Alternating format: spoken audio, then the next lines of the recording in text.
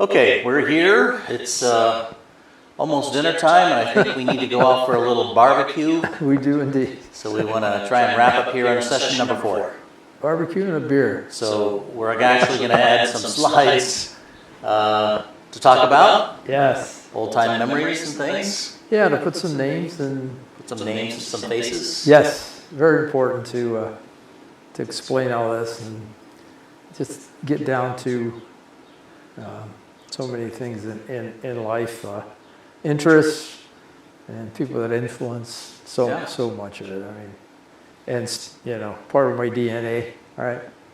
Yeah. That you can't escape. So we get to see the slides here on the laptop on the table. Yep. Okay. And then you'll see the slides on the monitor behind us, and then we'll give you a close-up picture. Take it away. Okay. Well, for me, I'm kind of starting at the beginning. I have no idea what happened to these people. Jeannie on the left, high school picture, graduation, 1964. From there, she went to UCLA, graduated from UCLA. She used to say that one of the better things that happened to her is she had Ronald Reagan. He was governor, so he signed her diploma. She's proud of that. And I'm on the right, of course, a long time ago, and I don't know what happened to that guy. But just a comment. I saw that picture in the picture room here at the end of the hallway, and I could figure out that was Jeannie. Yeah. And then I was looking at that character on the right-hand side. Well, when you got hair, it makes all the difference. A hair, and look at the skin. I mean, it's like... And I thought for a second, well, maybe that's her brother. Could have been. It ended up being a lover boy. Imagine it's this old fart. Yeah. It's been looks like it's been what's the old story about rode hard and put away wet, right? That's the way it feels. Yeah. Well, I did okay when I hit those 70s and 80s. It was like wax. My skis were waxed, going downhill out of control. So, moving right along. And of course, here's our announcement, our wedding day. Can you read what it says? I don't know if I have to read it. It's the 8th, February 8th, 1992, I think.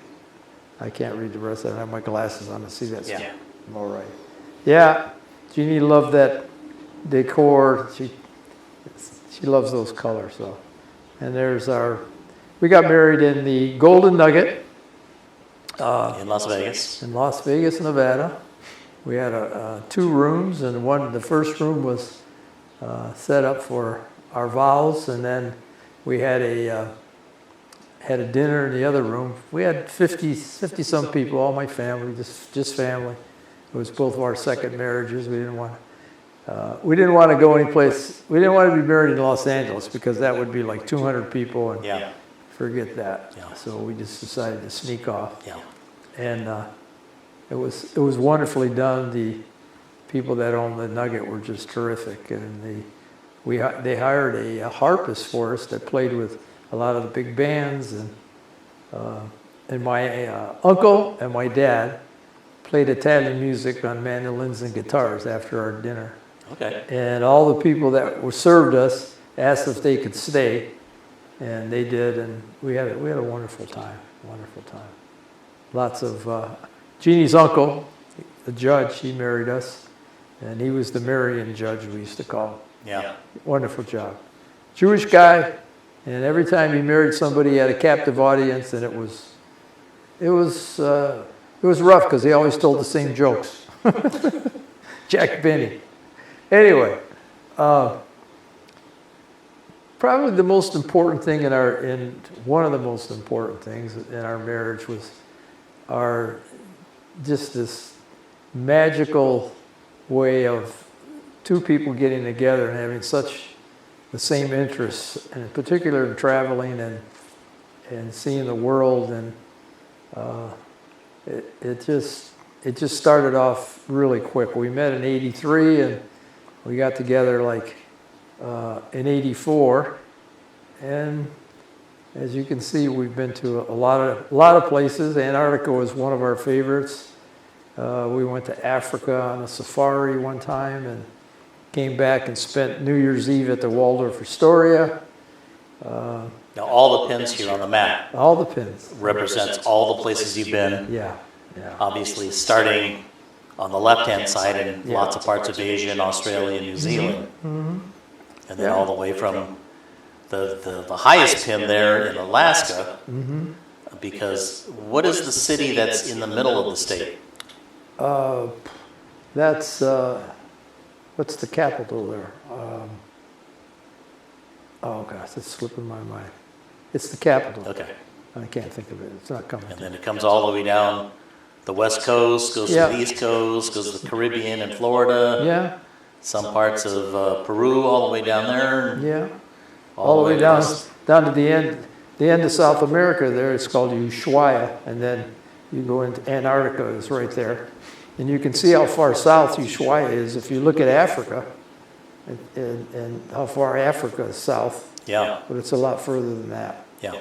And to the right of Africa is Kenya. We're on a safari there. And then the Seychelles Islands. They're the only granite islands in the world. And the Seychelles are to the right. To the right of South Africa. Yeah, of Africa. Yeah. Yeah. And then in the middle is Galapagos, Hawaii, Tahiti. We had a great time in Tahiti. Galapagos was highly recommended to go there. I would go there again. And so you figured from what year till, last year, so to speak? Well, from 1984 till 2022.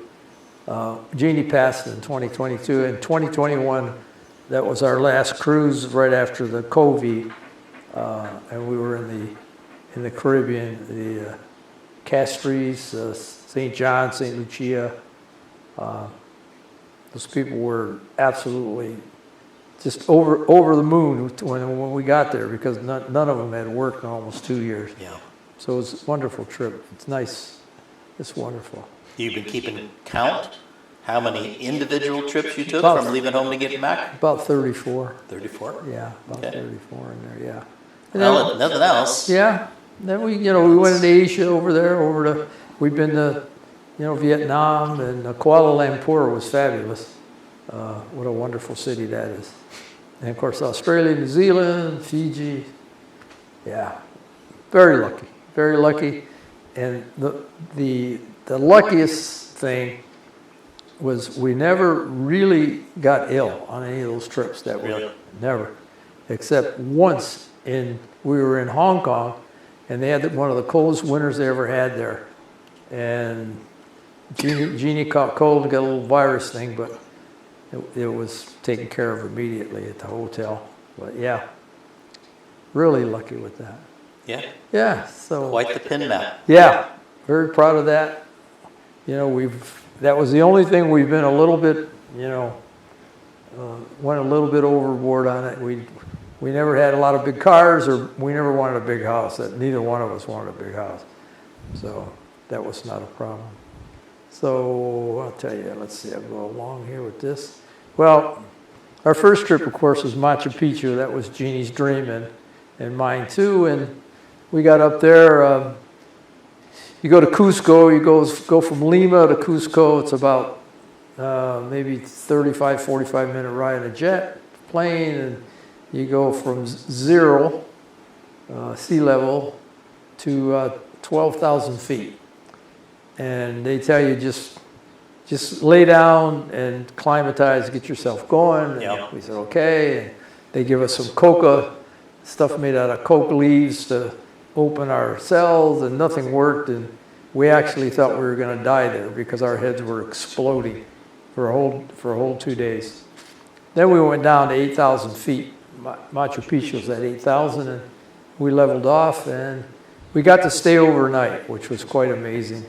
We stayed in one of the buildings was converted. I don't think they do that anymore, but you can see by the look on her face, she was very satisfied. Yeah.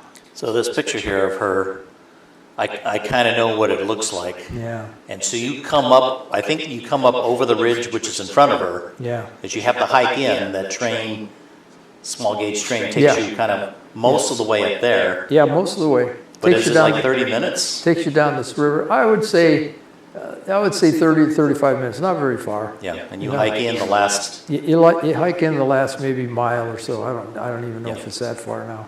Yeah. But in back of this picture you see is Machu Picchu, the guy who founded. I'm not saying it correctly. And there's another huge mountain. But the Andes are back there, and you can't quite see it, but the Andes are another several thousand feet above this point. The most interesting thing about Machu Picchu is, of course, the stonework and where they got all the stone. But the fact that they grew bananas up there at 8,000 feet. And they just set things, and they lowered stuff and raised stuff, and they made their own climate. Oh, back in the day. Yeah, back in the day, yeah. Do you remember how long ago was that? No. In the 600 BC or something like that? Yeah, they were there. 1,500 years ago or something? Yeah, not quite. They weren't around quite that long. They were, they were really taken apart by the Spanish. Yeah. So, one of the highlights of the trip was the lines of Nazca, very famous. The most famous one is the spaceman. And it's such a mystery because there's a landing strip. The only way you can see this is by plane. That line, they're tremendous. They're acres and acres and miles apart. That monkey you see is probably 3 miles wide, and just from his tail to his tail. Yeah, and those things are set up to deal with the seasons, and they're set up to deal with climate. But it's so dry there that they dug all this out by hand, and it doesn't fill up. It's just white soil underneath. And when they get in areas where they use a lot of math and they square things up and put lines in there, they're absolutely perfectly designed and spaced, and why they did it and you can't see it, I don't know. I think they probably really were taking a lot of drugs, something. But the lady, Maria Reiki, she had studied this for the British archaeologist. She had studied this for like 60 years. And I got to meet her, and she signed that book, which I've always valued. And it really is the mystery on the desert. You fly in a little Piper Cub thing, a little 150, and it's an adventure. The runway is nothing but rocks and stones, and we managed to get through it, but we questioned. So is that how long does that trip take? I mean, a couple hours. Okay. It's a couple hours, and they keep finding, amazingly, as much as they keep finding more and more of these sites, smaller ones, but still, it's just absolutely wonderful to see this stuff. And we actually spent 3 weeks, and we toured the whole Peru and the Guano Islands and Lima and all that stuff. The northern part was a little off. They were having some problems with some rebels in the north, so we didn't go up. We didn't go up there. So anyway, of course, I had to put this in because, we were such Elvis fans, and we went to Graceland. Kimmy was at Vanderbilt. So blow this up here a little bit. Yeah, she was getting her doctorate there. We said, well, let's go. So we went to Graceland, and we took her with us, went through all the building and the Cadillacs, and when we got to the end, here's Elvis's grave. And we really teared up. It really got to us, especially Jeannie, because she knew everything about him. And so this has got to be fairly early on when I look at those two young couples. Yes, it was. It was in the 80s, yeah. Definitely. Great time there. And of course, it just trip after trip after trip. Some of the highlights we took. This is Segesta. It's in Sicily, and it's a big plain that sits out there. And these magnificent structures have been there, since the Romans, and they're still really put together. You can see on the left that Auditorium, that it's in beautiful shape. We'd been to Italy, but we went to Sicily in about late 80s, and it was still just starting to renovate and to build. And what city is that in? This is actually in the it's on the plains. Augusta. What would be? It's about in the middle of Sicily, I'd say. I don't know if it's by. But it's in the southern portion. Yeah, Sicily is all south. down there. Yeah, the Yeah. whole island. Yeah. And this here is actually is a temple in Athens that was one of our favorites too. But the Romans were unbelievable. And the way they built things and engineered them, and although you can see these columns here, they're actually on the bottom. They're actually like 1.5 times bigger than the top. They get taller, smaller at the top for the weight. And put it piece by piece. Each one of those has got I don't know, maybe 10 pieces to it.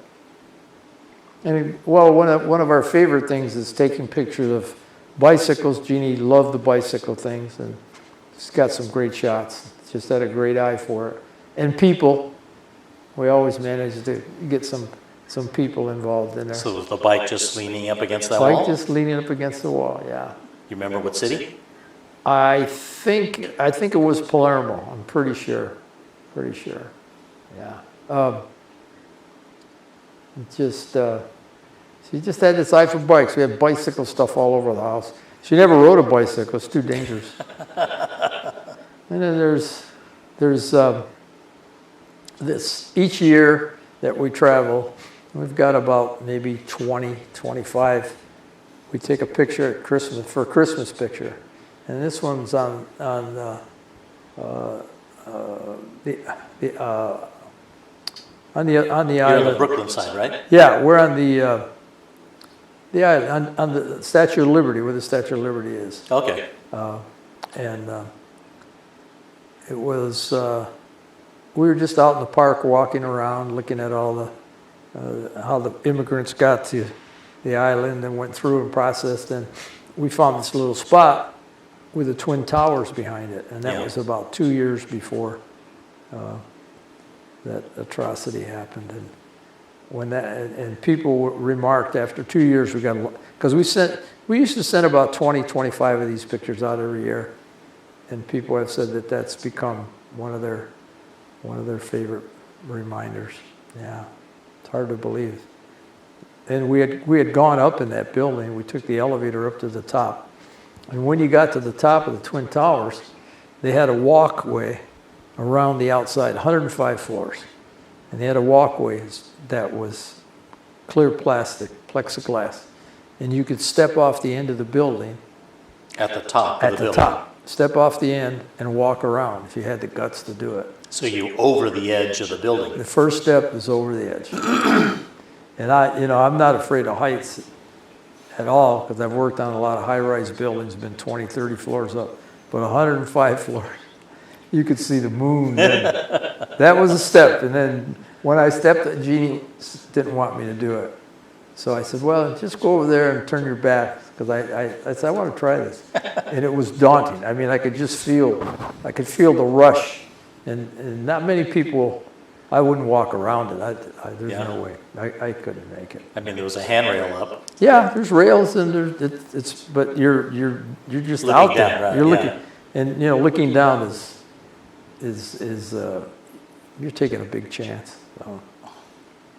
Yeah, and our other love was markets. Wherever we went, we always had to go into the markets and see what they were making and look at the 20, 30 kinds of different olives and cheeses and wines and stuff. And no matter where we traveled, we always had 2 or 3 days and then the breads. The breads and then the Italians, the desserts.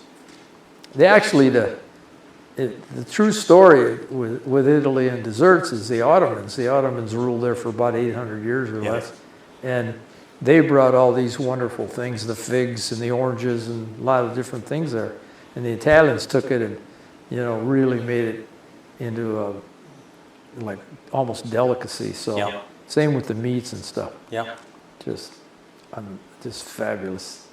Yeah, we did not ever go hungry, and we always loved that. And this is our map room that we have. Who's ever watching this, I'm sure by the time you see this, this will all be gone. We have all the different places we traveled, and Australia, Antarctica, and what else we've got in Vietnam. Vietnam was amazing, just amazing country. Although we had to go through the indoctrination, and then, Yeah. so, but it was fun. Young country, just ready to develop really quickly. And these are our Antarctica trips. Antarctica, I've been interested in our Antarctica since probably 13, 14 years old. I saw a National Geographic magazine. I wish I probably could find it.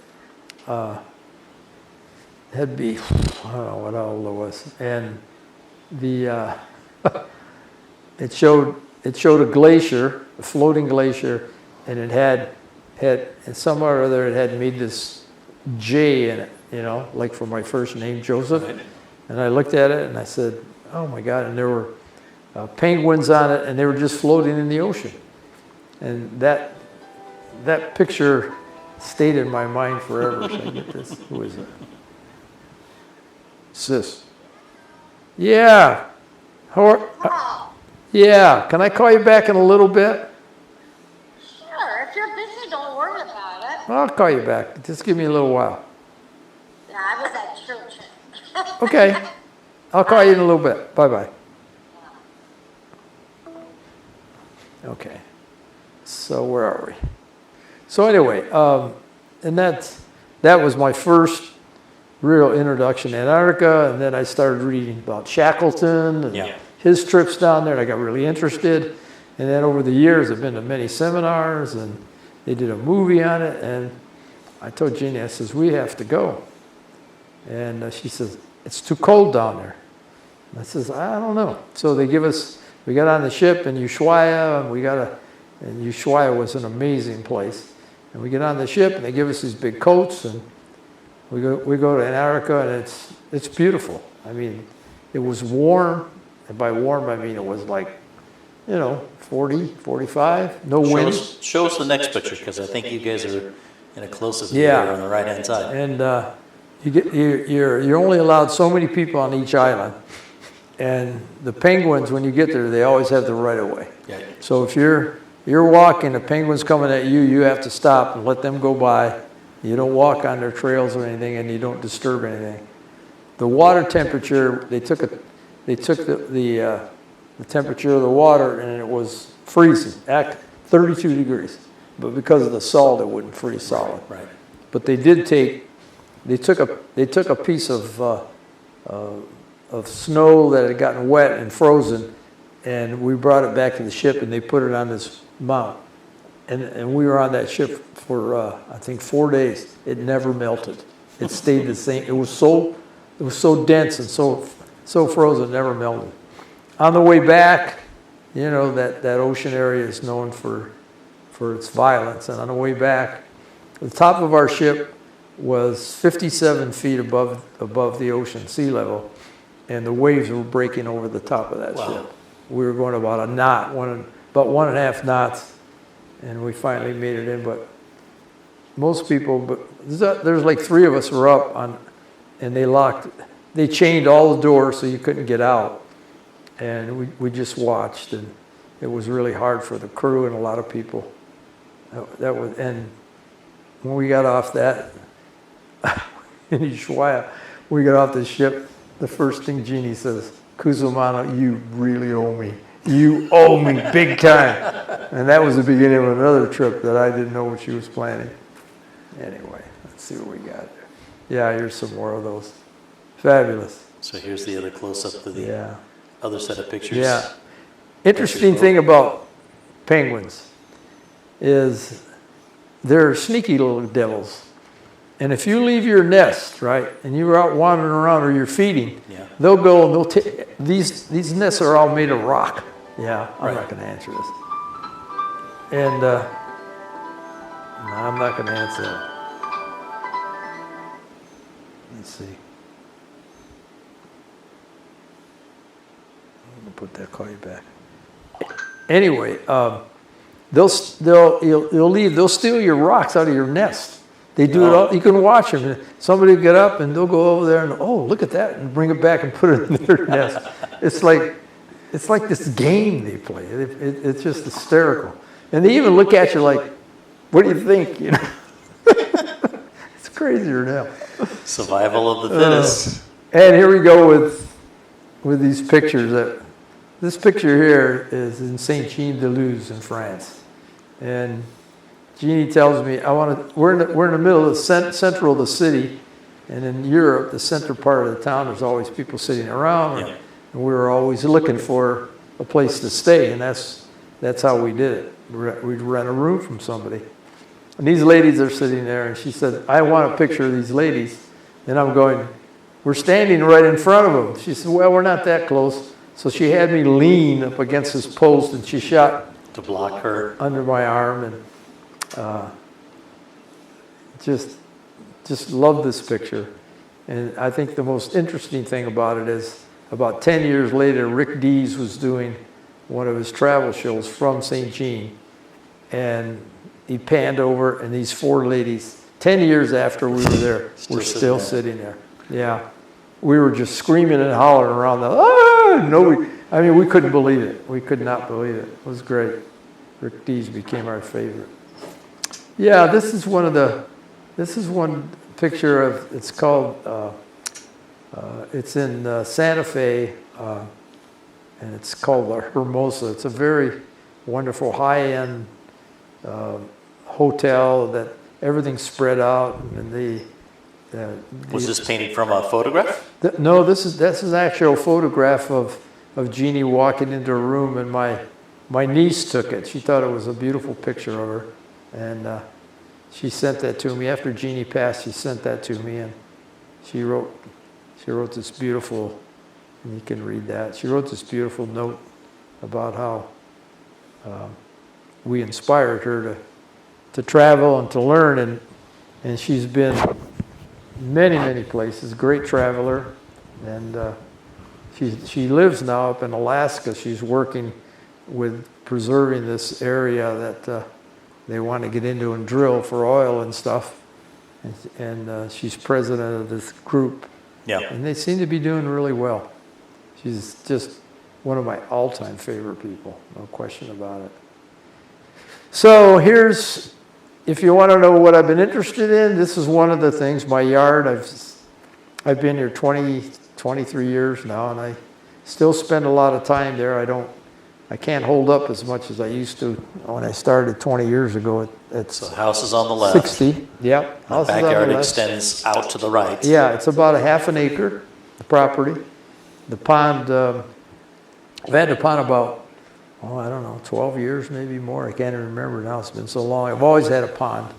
I had one in Cyprus too, and I have visitors just about every night. Raccoons come in and swim in it. So I don't keep much in it because they'll destroy any plants in there. So I come to a little agreement with them. But I did a lot of, I just planted, everything you see I planted there. It took me, like I say, 5 years. But I really loved it. It became just a part of me, and it still is. And there's lots to do back there, and I plan on doing a little at a time now. I can't spend all day like I used to in there. But that's that, and I used to set up my telescope back there because Fallbrook is very dark, and I took a lot of wonderful pictures of, the orange moon, the red moon, the pink moon, and just all the planets and stuff. I did a lot of that. I didn't do any astrophotography, just more observing than anything. Yeah. Yeah. So, and this is an older picture of my mom and my brother on the left, my sister, my mom, and myself. Took it a few years ago in Jamestown, New York. I'd say that picture's probably, I don't know, 40 years old, 45 years old, maybe Yeah. a little over, I don't know. Yeah, you can tell it's fall back there. But my brother and sister are a big part of my life. I talk to them. And he's still back in Jamestown, New York. Yeah, he went back to Jamestown from Phoenix. My sisters always lived there. Her and Joey and their 2 sons. Of course, they're all grown now. The 2 boys moved to St. Petersburg. And I talk to my sister and brother my sister almost every day. And my brother, we talk about every other day.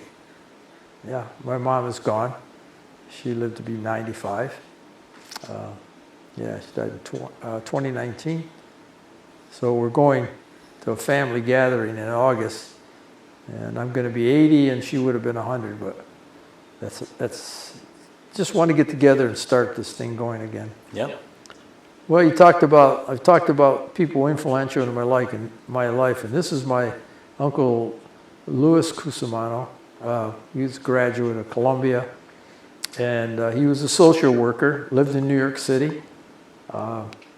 He was awarded by the state. His wife was a nurse, Eileen, and they wanted to adopt a baby. And he was the first non-sight person to adopt a baby in the country. He lost his sight. Yeah, he lost his sight when he was 14 years old. Yeah, and just a wonderful guy. I mean, he'd go to a party and he'd be sitting there listening to everybody, and somebody would walk up to him and he'd tell them, you know, I really like that red dress you have on.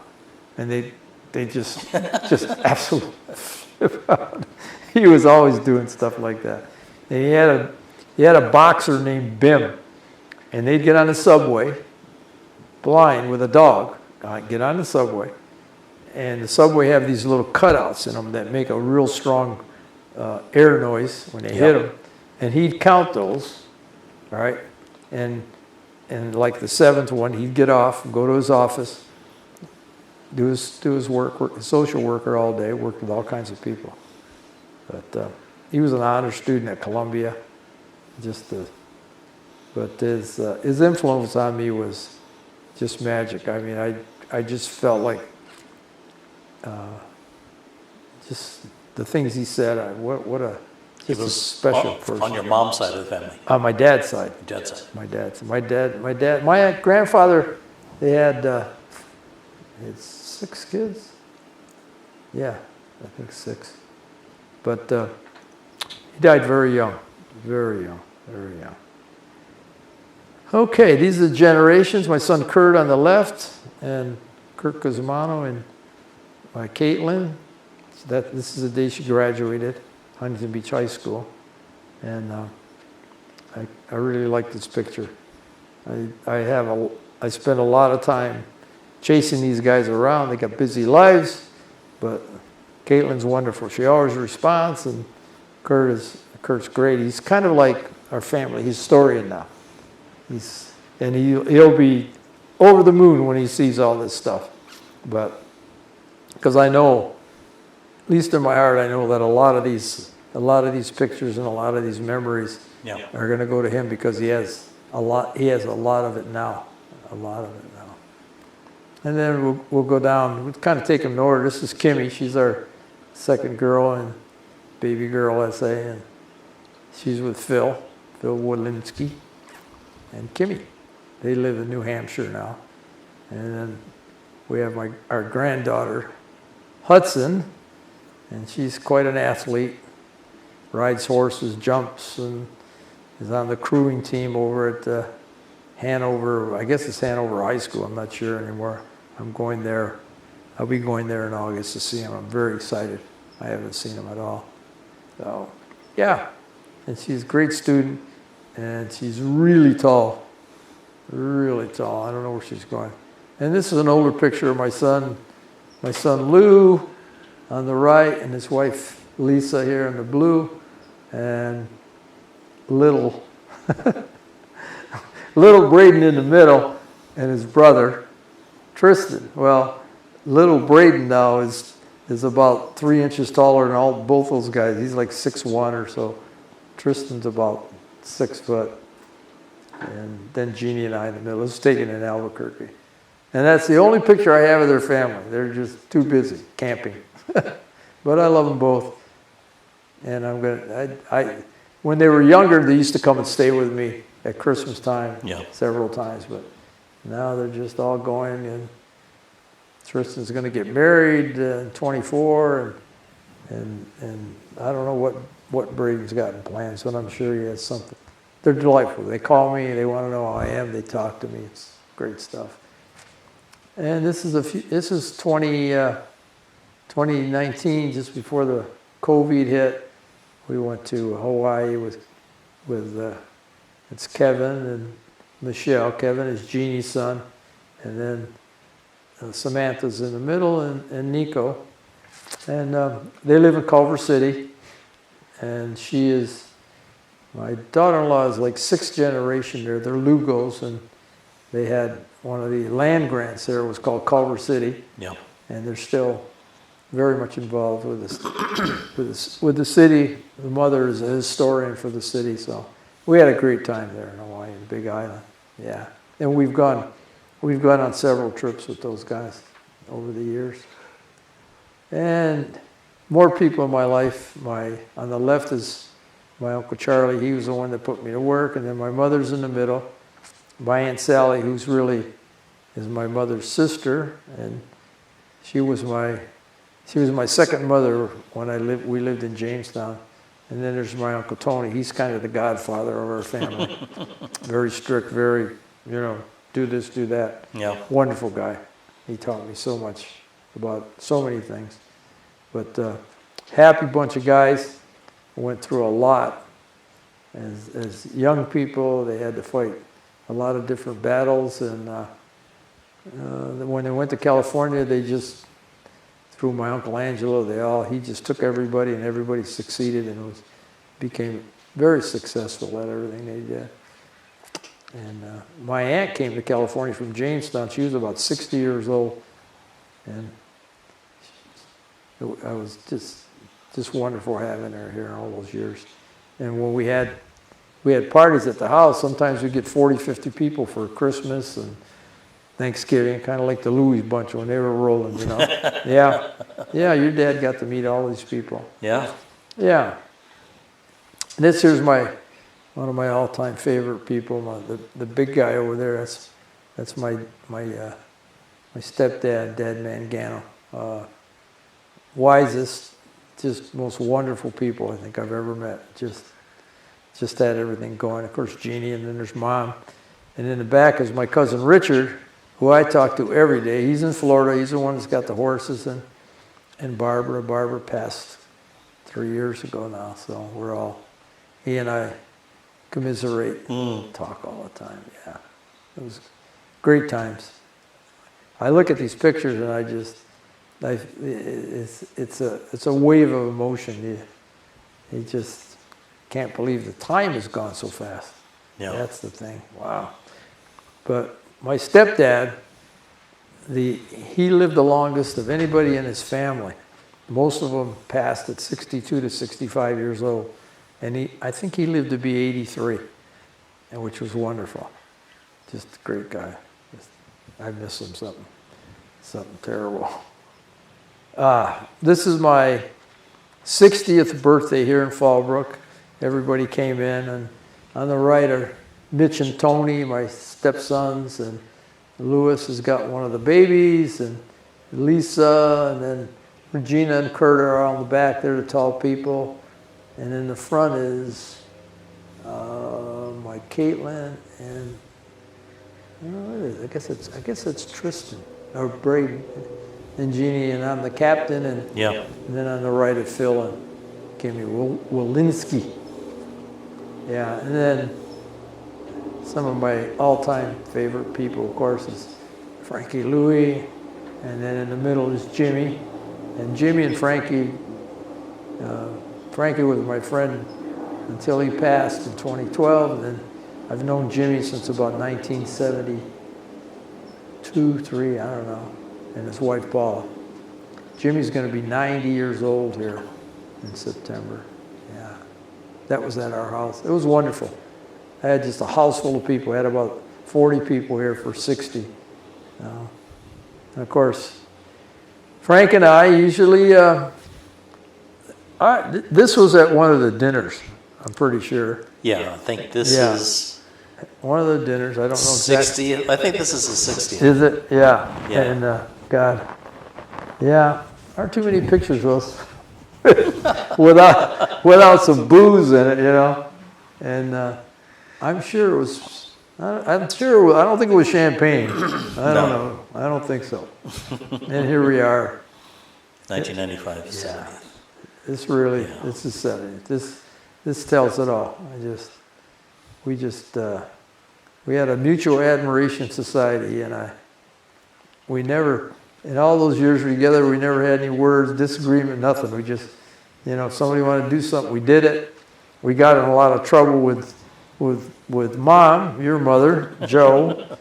She told us to go trim this this apricot tree, and Frankie get out there, and he didn't like to do yard work. So he starts whacking that thing before I got over there, and your mom calls me up. Joe, you got to come and help him. He's chopping the tree down. When I got out with her, oh my God, he just cut everything. There's a branch. That branch is in the way, but it's not. Oh God, so much fun. One time the water heater went out in your house. You remember that? No, not really. Okay. Well, one time the water heater went out in your house. I don't know where you guys were. You were older. And Joe told me, he says, water heater went out last night. Frank's gonna come home and fix it. So I said, So I went over. At that time, you could buy water heaters cheap, right? I think a 50-gallon water heater was like $60. So I went over there and drained it, put it up, and got the other one. And I don't know what the hell I did with it. I put it in the garage. And he come home and he's changed all his clothes, and he goes into the garage and goes, that's not my water heater. You're right, Frank. And I changed it for him. He could not get over it. It was nothing. It took me about a half hour to do it. I was young and strong, and I just threw everything around. Yeah. And these are my work buddies. And the one on the right, it looks like the Godfather, and that's Benny. On the right-hand side in the on the front. right-hand side in the front. And then in the back is my friend Joe Coutinho, and myself, of course, and then John Fernando. And this is St. Joseph Festival that we went to every year. Yeah, they were a big part of my life when I worked. And Joe and John are both gone now. Benny is like my lifeline now. We talk 3 or 4 times a week. Last night we talked for 45 minutes, and I still don't know what he wanted. Yeah. That kind of relationship. More guys that I spent my work life with, and he started on the left. There's Dale, and Tom is in the middle. He lives in Grants Pass the last 25 years, and then Bruce. And Bruce is somebody who's always looked after me and spent a lot of time calling and caring, and just amazing individual. Wow. A success in his own right. Really, really special guy. And then my school buddies. These guys, I've kept in touch with them since 1958, 59. Dominic on the right has been my friend since we were little kids, about 8 years old when he came from Italy, and then Tommy from high school, and we still keep in touch. Dom passed away a few years ago, so Tommy and I are going to get together in August. Yeah. What else we got here? Is that it? No. Oh, and when I go back to Jamestown, I just picked when the time when they were picking cherries. My sister's on the left, Beverly, and then myself and my cousin Carl Pilateri. He's a special needs guy, and we call him, he's our Forrest Gump. He's just the most wonderful guy. He's fun to be around, always doing something, and you can always depend on eating. If you feel like eating, you just get him, kind of like I do with you, and we just go Yep. eat. He's open at any time, day or night. He never closes. Yeah. Yeah, just love that guy. Same here. Here's Jeannie with her office people. We spent a lot of time. We went on trips with Al in the middle, and then Shirley and Lourdes and next to me, and Shirley Wu and Shelley there, and then Jeannie. And we traveled with these people. We went to Italy and stayed a couple 3 weeks in Lucca. Went to France. We did a lot with them. Yeah, Al just passed away here just recently, a few months ago too. Yeah, this is a winery in Temecula. Okay. Really wonderful winery. And this is the old days when I was part of the Gem and Mineral Society.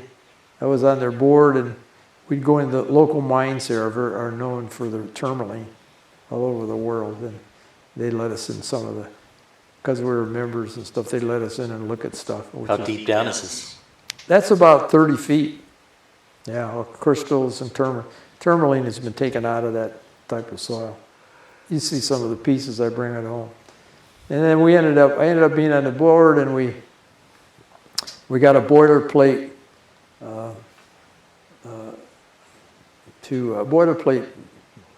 like a referendum or a decree to make our museum part in perpetuity as being the owners were the members, and it's only one of 5 in the country that the owners own. And this is a world-class museum because a lot of the people own mines all over the country and in England, and we've gotten some grand donations from people, unbelievable stuff. So it's right up there. Yeah, that's it. Yeah, that's it. That's it? Wow, pretty good. I don't know if I can add anything to that. Quick run through for some photos. You got thousands more back there. Oh, I know. Took a lifetime to make those stories. Take another lifetime to tell them. Yeah, I think that's enough. I think if I was, I might add something that the reason, you were kind enough to come down here, and is this thing on? No. You're recording. Well, you were kind enough to come on here when I said, what could he possibly do? And then when I saw you break all this equipment out, I'm going, holy cow. My imagination was not there, right?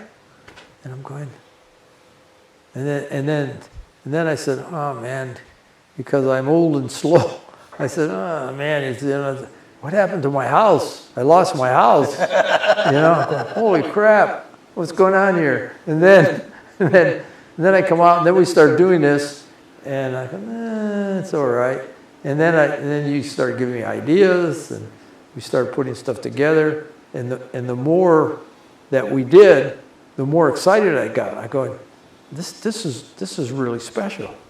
This is something that somebody like you keep telling me that 100 years from now somebody's going to look at this, or maybe if my son lives to be as old as I am, Yeah. he's going to look at it too. What the hell is this? Oh, it's Rich. Should I take this? Yeah. Are we done? I think we're done. The only thing I wanted to add maybe is, doing this thing, doing this video gives you great satisfaction because we all wonder who's going to remember you. Everybody, everybody wonders, well, what happens? I look at my mom, my dad, my father-in-law, who was a great man, very, recognized in his field as, top of his field, structural engineering in the country, and still, yeah. So you just wonder. And of course, when you're gone, you don't have to worry about it. You don't have to wonder. Longevity with your kids. Yeah. I think about my mom and dad just about every day. I don't have kids myself, so there's no longevity after me. Yep. Gail doesn't have any kids, there's no longevity after her. Roger's single, no longevity after I him. know you guys. Well, Ronnie's got one. Ronnie's got one boy and two girls. You know, they'll remember his dad and, Yeah. you know, me, Gail, and Roger. Lucky that all of them knew, you know, my dad because Yes. they're Yeah. quite of age, but, you know, my mom passed at such an early age. Yeah.